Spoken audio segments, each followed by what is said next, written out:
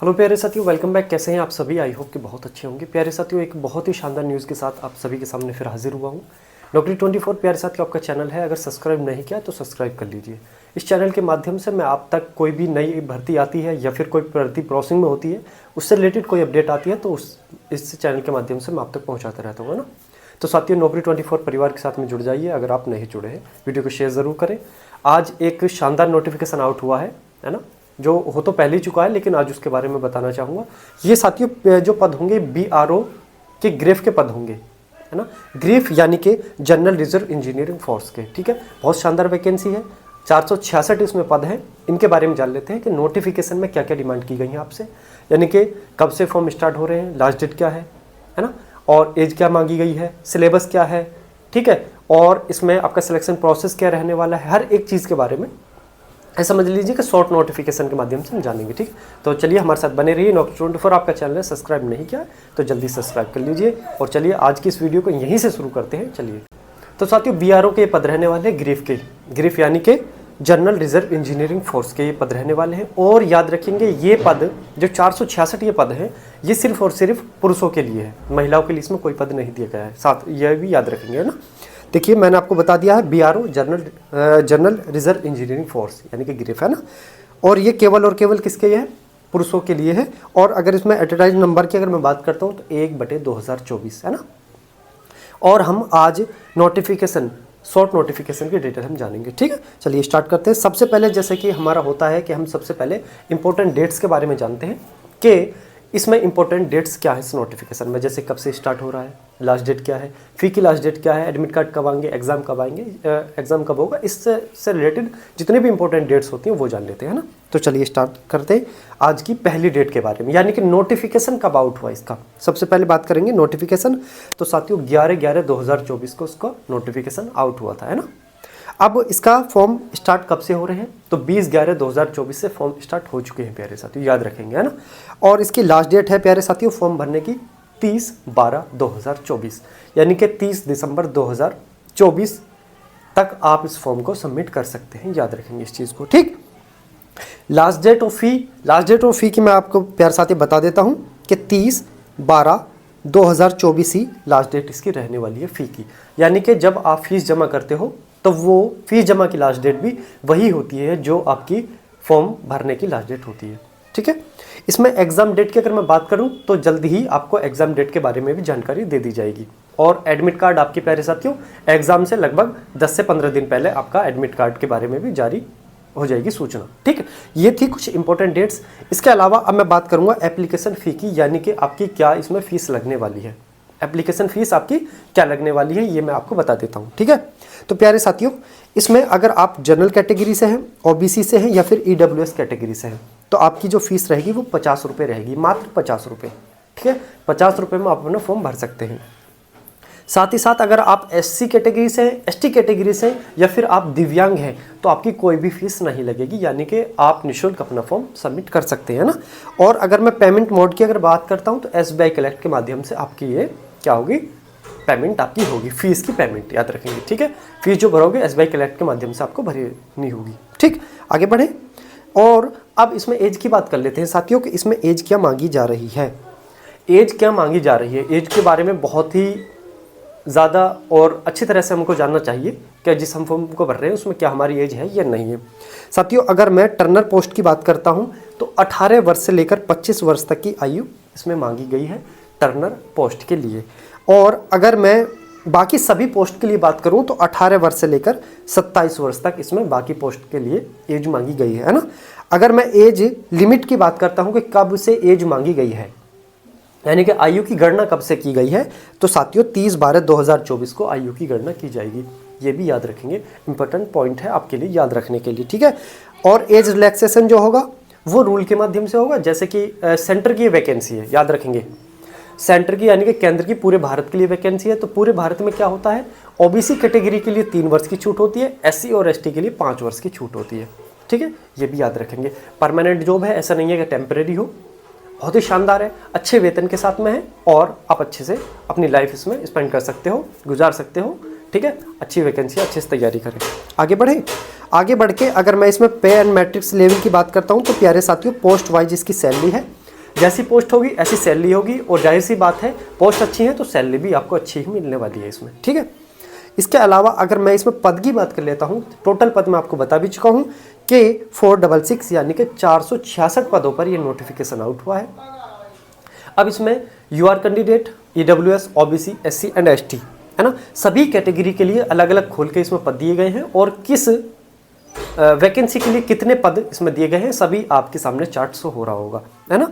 तो ये आप इसमें देख सकते हैं, और वीडियो लंबी हो जाएगी, एक चीज़ को मैं बताऊंगा तो ये आप देख रहे हैं तो इसको आप समझ भी सकते हैं। इतना बता देता हूं कि आपके जो टोटल पद है वो 466 है ना, ये आप अच्छे से देख लेते हैं।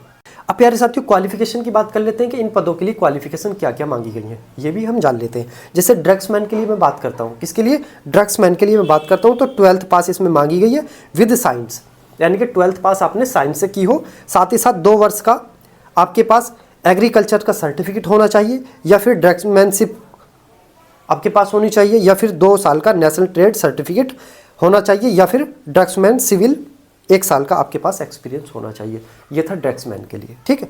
इसके अलावा अगर मैं सुपरवाइजर एडमिनिस्ट्रेटर की बात करता हूँ मैं, तो ग्रेजुएशन डिग्री आपके पास होनी चाहिए, national cadet corps B certificate होना चाहिए आपके पास, या फिर एक्स नायब सूबेदार यानी कि जनरल ड्यूटी आर्मी में ये आपके पास हो, या फिर क्या है इससे रिलेटेड कोई भी नेवी का या फिर एयरफोर्स का आपके पास क्या होना चाहिए, सर्टिफिकेट पद होना चाहिए।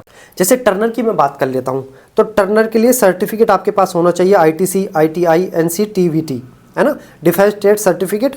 इसी तरह जैसे मैकेनिस्ट के लिए 10वीं पास मांगी गई है, आईटीआई आपके पास होनी चाहिए, हैवी ड्राइविंग और क्या होना, having defence trade certificate from any institute of similar, मतलब ये आपके लिए इसमें मैकेनिस्ट के लिए, ठीक है। और ड्राइवर मैकेनिकल ट्रांसपोर्ट ओजी, देखिए ये इंपॉर्टेंट है, 10वीं क्लास आपके पास होनी चाहिए पास, ठीक है। इसके अलावा heavy motor vehicle driving licence आपके पास होनी चाहिए, आपको गाड़ी चलानी पड़ेगी ना, ये भी याद रखेंगे। रोड रोलर के बारे में बता देता हूँ, रोड रोलर, ठीक है, 10वीं पास आपके पास होनी चाहिए, हैवी ड्राइविंग लाइसेंस आपके पास होना चाहिए, हैवी है ना, बड़ी बड़ी गाड़ी चलाने, वाहन चलाने वाला, ठीक है। इसके अलावा 6 महीने का आपके पास एक्सपीरियंस भी होना चाहिए कम से कम, ठीक है, कि हाँ आपने पहले भी काम किया है कहीं, ठीक है। इसके अलावा आगे बात कर लेते हैं साथियों, है ना, ऑपरेटर एक्सिक्यूटिंग मशीनरी ओजी, तो इसमें आपके पास केवल 10वीं पास आपके पास होनी चाहिए, heavy motor vehicle driving licence हो, ठीक है, याद रखेंगे, और 6 महीने का इसमें भी एक्सपीरियंस आपसे मांगा गया है। तो ये यहाँ तक आपकी क्वालिफिकेशन थी जो आपके लिए चाहिए, है ना। इसके अलावा सिलेक्शन प्रोसेस की मैं बात कर लेता हूँ कि इसका सिलेक्शन प्रोसेस क्या रहने वाला है। सबसे पहले फेज़ 1 में आपका रिटन एग्ज़ाम होगा, उसमें फेज़ 2 में आपका स्किल टेस्ट या फिजिकल टेस्ट होगा, जो भी स्किल टेस्ट है। इसके अलावा डॉक्यूमेंट वेरिफिकेशन आपका होगा, फिर उसमें मेडिकल टेस्ट होगा, उसके बाद में आपका क्या होगा, जॉइनिंग लेटर आपको दे दिया जाएगा, ठीक है। ये इसका सिलेक्शन प्रोसेस रहने वाला है। साथियों एक और चीज़ इंपॉर्टेंट वो ये है कि ये जो फॉर्म है आपका ऑनलाइन नहीं भरा जाएगा, बल्कि ऑफलाइन मोड से आपका फॉर्म भरा जाएगा, यानी आपको ऑफलाइन फॉर्म को भेजना पड़ेगा। अब कहाँ भेजोगे, आपको सेंडिंग एड्रेस भी इसमें दिया गया है, वही दिया गया है, commandant GRF centre, Dighi camp, Alandi road, Pune, Maharashtra, और 411015, ये आपका इसमें एड्रेस है, जो आपको किससे भेजना पड़ेगा, स्पीड पोस्ट से भेजना पड़ेगा, रजिस्टर्ड पोस्ट से, यानी कि आपका जो डाकघर होता है वहाँ से स्पीड पोस्ट के माध्यम से इस एड्रेस पर आपको ये भेजना पड़ेगा, ठीक है, ग्रेव, ठीक है, याद रखेंगे। अब इसमें कुछ डॉक्यूमेंट लिस्ट के बारे में बात कर लेते हैं कि इसमें ज़रूरी डॉक्यूमेंट्स कौन कौन से रहने वाले हैं। सबसे पहले एजुकेशन क्वालिफिकेशन सर्टिफिकेट आपके पास होना चाहिए, जो भी जिस पद के लिए आप फॉर्म भरोगे उससे रिलेटेड जो भी क्वालिफिकेशन मांगी गई है तो उसके सर्टिफिकेट आपके पास हो। दूसरा डोमिसाइल सर्टिफिकेट, यानी कि आपका निवास प्रमाण पत्र, जो आपको ये बताए कि हाँ आप किस राज्य से हो, किस जिले से हो, किस तहसील से हो, किस गांव से हो, किस कस्बे से, किस वार्ड से, ये आपका डोमिसाइल है ना।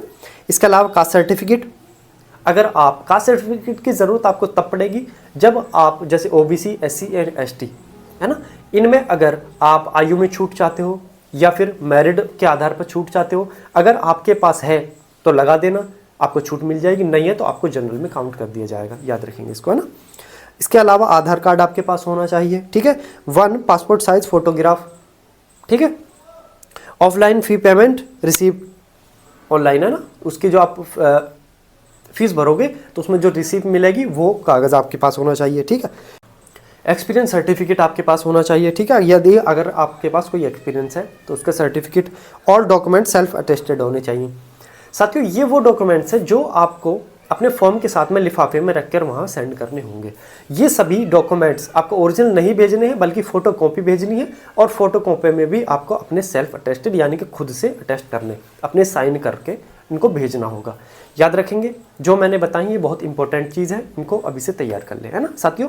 फॉर्म आपके भरे जा रहे हैं तो अभी से अपना फॉर्म सेंड कर दे, क्योंकि पहुंचने में भी समय लगता है, ठीक है। इसके अलावा प्यारे साथियों कुछ इंस्ट्रक्शंस दिए गए हैं इस फॉर्म को भरने के लिए कि अगर आप कुछ सावधान, मतलब ये सावधानी है कि इन सावधानियों को बरतें और ऐसा ना करें, तो ये आप पढ़ लेना, ठीक है। और तो साथियों यही था सिर्फ इस वीडियो में। ये नोटिफिकेशन जो था आपका BRO general reserve engineering force यानी ग्रेफ का 466 पद है। फॉर्म आपके भरे जा रहे हैं, 30/12/2024 की लास्ट डेट है। फ़ी की लास्ट डेट भी वही रहेगी और केवल 50 रुपये इसमें फ़ी लगेगी आपकी, ठीक है। सभी कैटेगरी के लिए सिर्फ और सिर्फ मेल के लिए है, महिला इस फॉर्म को नहीं भरेंगी, सिर्फ पुरुष भर सकते हैं इस फॉर्म को, है ना। याद रखेंगे सभी चीज़ हमने बहुत अच्छे से जानी। आई होप कि आपको समझ भी आया होगा। इसी तरह की बेहतरीन जानकारी के साथ मैं बार बार आपके सामने हाजिर होता रहता हूँ। नौकरी 24 आपका चैनल है, अगर सब्सक्राइब नहीं किया है तो साथियों बहुत जल्दी से सब्सक्राइब कर लीजिए। वीडियो को शेयर ज़रूर करें। अपना भला करने के लिए पहले सबका भला करना पड़ेगा, फिर आपका ऑटोमेटिक हो जाएगा ना साथियों। आई होप कि आपको समझ आया होगा और मैं आशा करता हूँ, मैं आपके लिए दुआ करता हूँ कि आपका सिलेक्शन जल्दी हो जाए और आप कामयाब हो जाएं, ठीक है। तो चलिए मिलते हैं अगली वीडियो में। अपना ख्याल रखें, अपने परिवार के साथ रहें, सुरक्षित रहें। जय हिंद, जय भारत।